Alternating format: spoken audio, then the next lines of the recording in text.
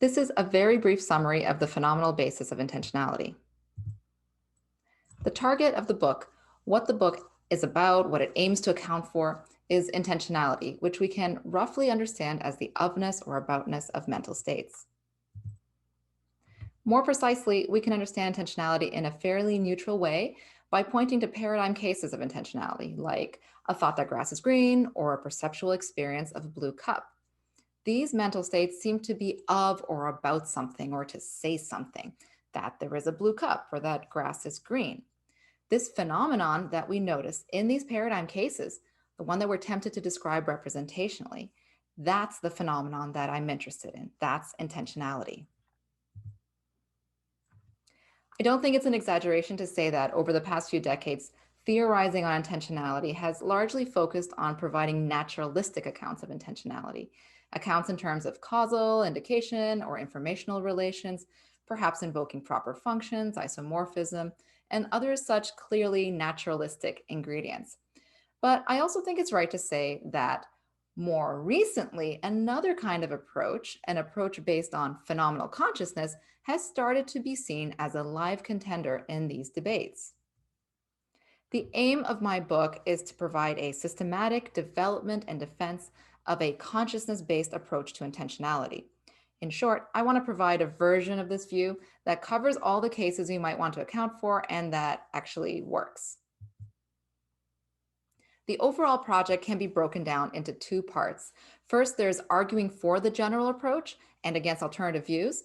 And the second is to propose and develop a specific version of the general view.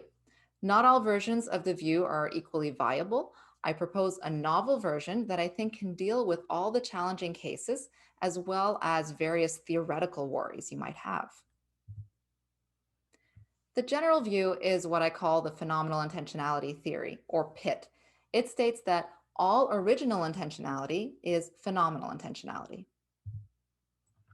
Original intentionality is intentionality that's not derived from other instances of intentionality. So it's the most basic or fundamental kind of intentionality.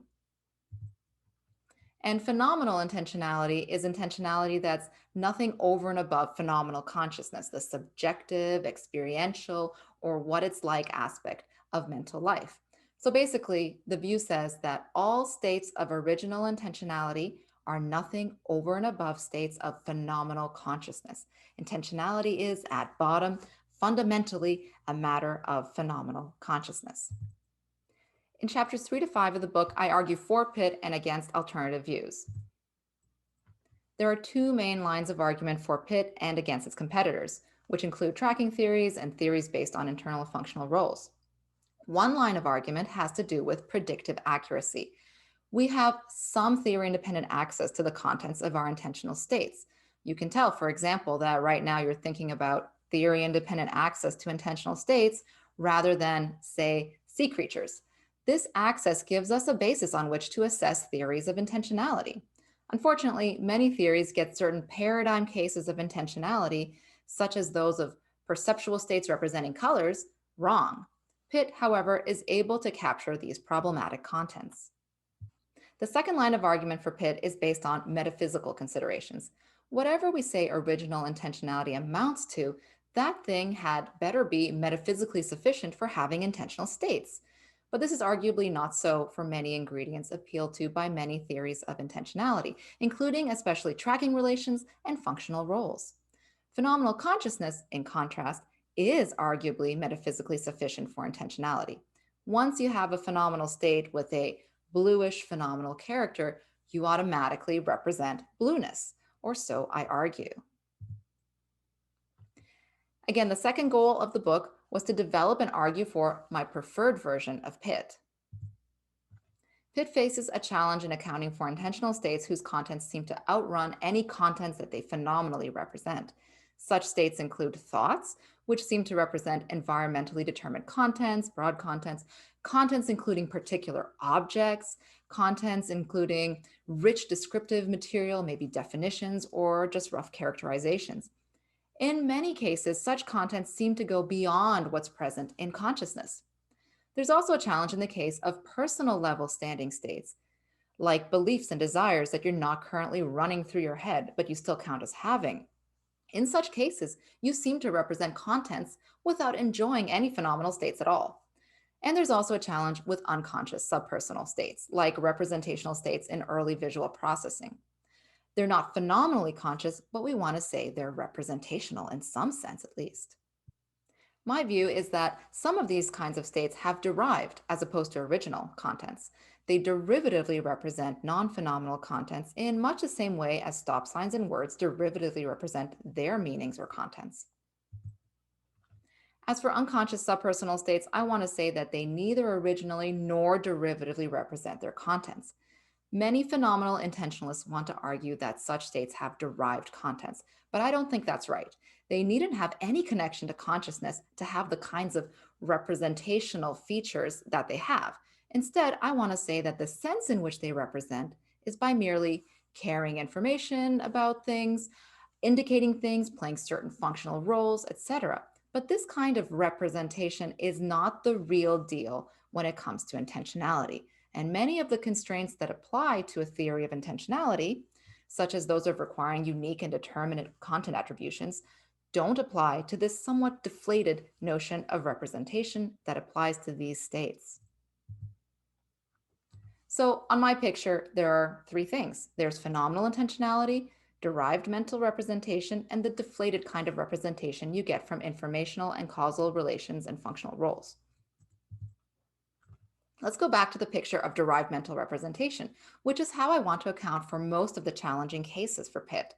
Here I want to say that just like we take stop signs to mean stop, we likewise take our mental states to mean, we literally accept our mental states as meaning contents beyond their phenomenal contents.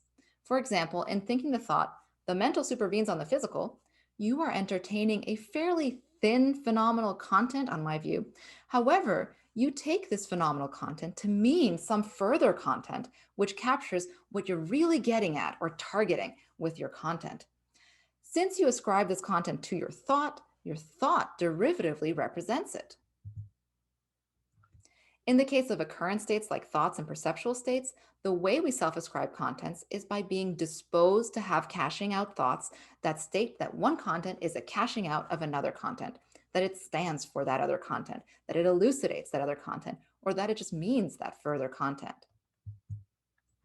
In the case of personal level standing states, like standing beliefs and desires, we derivatively represent our contents by being disposed to take ourselves to have them. So basically, we ascribe the states to ourselves. And these dispositions work together with dispositions to have caching out thoughts to generate further rich and complex derived contents. Before wrapping up, I want to point to two further issues that I think are super important, but that somewhat cut across the other issues I've already discussed. And for this reason, they were relegated to the last substantive chapter of the book. One issue concerns whether intentionality is a relation to distinctly existing items, which are our contents, or whether instead it is an integral aspect of intentional states. Both views are compatible with everything I've said so far, but I argue that there are independent reasons to favor the aspect view. One reason is that there don't exist all the right independently existing items to play the roles of all the contents we manifestly represent. The aspect view doesn't have this problem. A second reason for favoring the aspect view is that it's mysterious just how bearing a relation to something existing distinctly from you can make that item present to you, entertained by you, or somehow represented by you. On the aspect view, in contrast, contents are integral aspects of intentional states. So they're in our heads, kicking around, available to play the role of contents. Now, if intentionality is not a relation to something beyond the mind, you might wonder how the mind makes contact with the world. On my picture, this does not occur at the level of intentionality, but rather it occurs at the level of truth and reference. I propose a kind of voluntaristic picture of truth and reference, on which our truth makers, reference, and conditions of truth and reference are specified by us, either directly by our being immediately acquainted with them, and this I think is the case for reference and truth makers that are our own phenomenal states or contents, or indirectly by our constructing descriptions or criteria of truth and reference out of items we are immediately acquainted with. And this latter way is how we make contact with the world beyond the mind.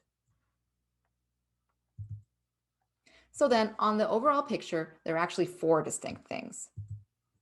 There's phenomenal intentionality, there's derived mental representation, then there's mere information and functional roles and the kinds of representation that are nothing over and above them.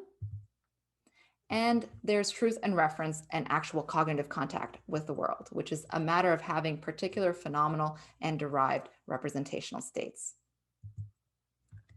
The end. Thank you.